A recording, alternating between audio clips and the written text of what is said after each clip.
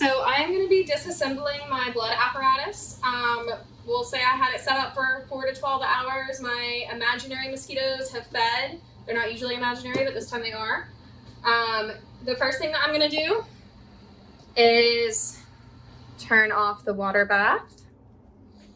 And this will stop pushing water through these hoses right here.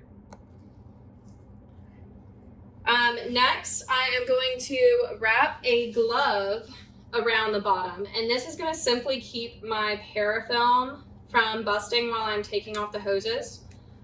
It took me a hot minute to figure out how to do this without making a huge mess everywhere, and this has been the best way that I found. After I cover the glove, I'm going to move my cage of mosquitoes out of my way, take the lid off of the water bath, and take these hoses off of these notches. I'll pull it at an angle, let the water drip out, and push that hose back into the water.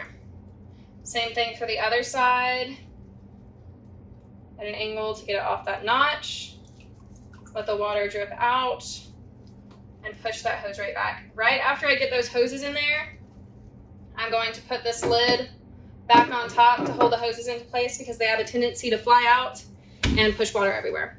After that, I'm gonna get napkins and use this glove so I can feel the parafilm from where it's at on the outside, and you can kind of see it from the top. So I'm gonna start pulling away at it.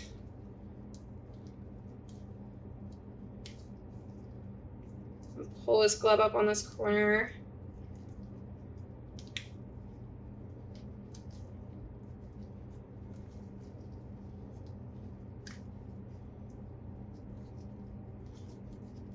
All right, and after the parafilm is completely removed, you can actually see it falling down through the glass. So I'm gonna make sure that's at the bottom of the glove.